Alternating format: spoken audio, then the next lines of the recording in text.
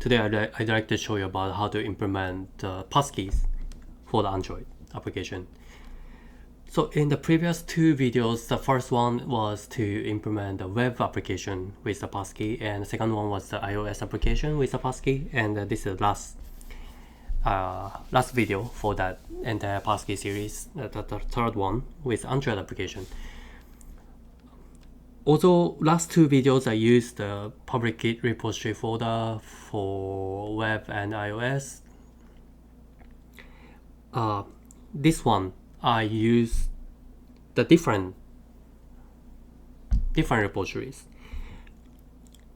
Since the Android has this, I will explain later, but this one is Android X credentials.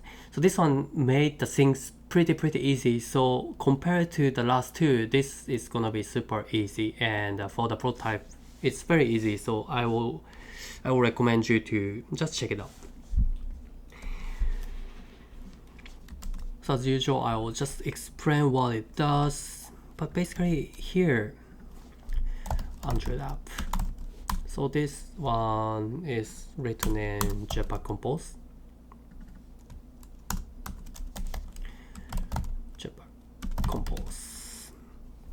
But then JetpackCompose has a dependencies like this, implementation, view model, and for correct life cycles as usual. And this is this thing is the very usual. When you open up the empty application, you will have it. So these things is what you need to add.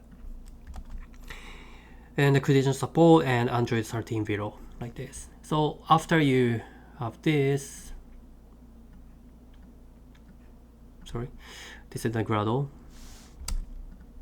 and this is the Gradle application level Gradle files. If you have it, let's go to quickly take a look at the main activities. So main activity has a service screen. What is a service screen? Is if credential is correct as a correct state. So this is dynamic state. If it exists, it's gonna show the home screen. If not, login screen. So this prototype entirely skip the login part. So whatever your login, password login or Firebase login, that kind of things for the first time. In this case, the password login. So you can write the logic here if the password sign in and sign up with enter credentials. So yeah, you can write the backend logic here. Like let's say database, you store the password and username as a backup in a database, something like that. However, it's gonna skip, so just assume that the login successful, sign in with the password, username, password. If successful, it goes here, sign in with enter credentials, and so let's go here, sign in, sign up with enter credential. So signing is true, and save credential, this one is called save credential. So what it does is actually save your credential in the device.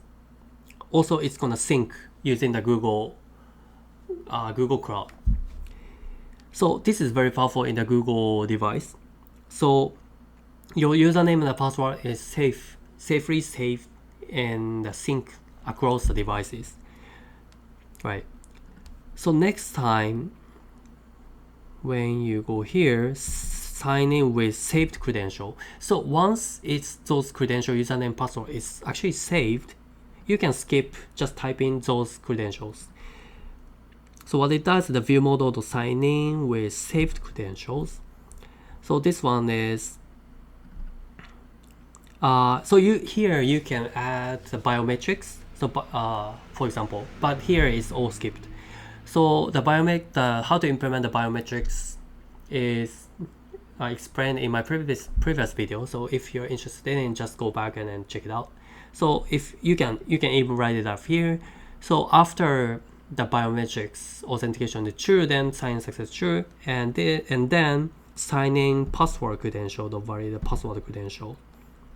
This password credential is taken from the get credentials, passing activities. So in here, credential manager is called. So show the user a dialog allowing them to pick a save credentials and return credentials as password credentials. So this is some error handlings. So this is pretty much it. Oh, save credentials, right? Save credential is basically, yeah, credential manager, create credential, and requests and activities. Yeah, and the simulate logout is basically just turning this as a model. Password credential, ID password. So this is already provided by the Google, the password credentials. Yes, so this one. Yeah. So that's it.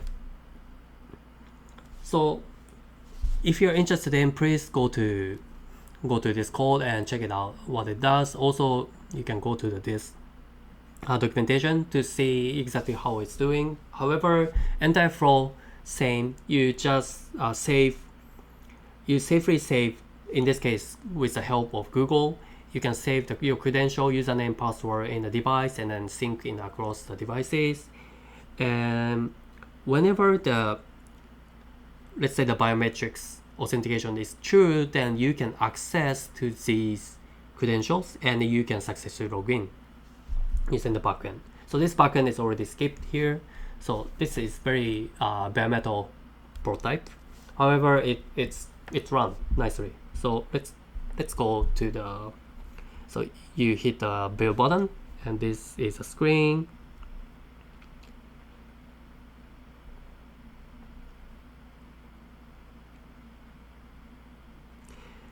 Okay, here this is a screen. Username, password. This is a home screen. So username, Gmail, email.com, and password is hard-coded for just test. In this case, ABC123. So register. So it's saying you're gonna save the password or not. So save. So you have successfully logged in.